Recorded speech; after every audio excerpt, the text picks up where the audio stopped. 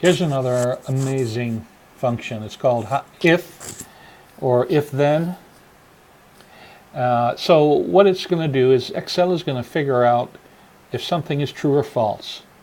If it's true, it's going to return a value. If it's not true, it's going to return another value. So there are three arguments in this formula. So I'm looking over here and I'm looking at my cost per pound and I'm trying to decide, is that high or is that low? And I'm going to make a sort of arbitrary line and say if it's more than $2, I'm going to call it high. If it's less than $2, I'm going to call it low.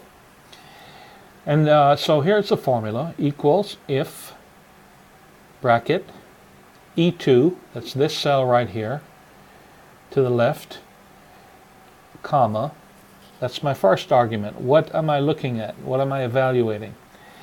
The second argument is if that argument, logical argument is true, then I want it to return a certain value. I want it to say high, which is text, and so I'm going to put it in quotes.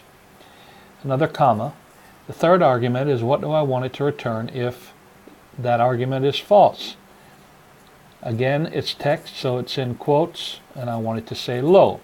So if it's greater than 2, it's going to say high. If it's less than 2, it's going to say low. And I close my bracket, and I get high because obviously 250 is higher than 2 or bigger than 2. So now I'm going to copy it down and see what it gives me.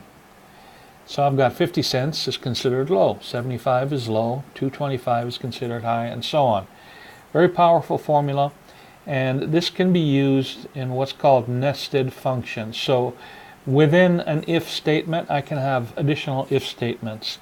We're not going to have the time to get into that today, but this is so you know what's available for you.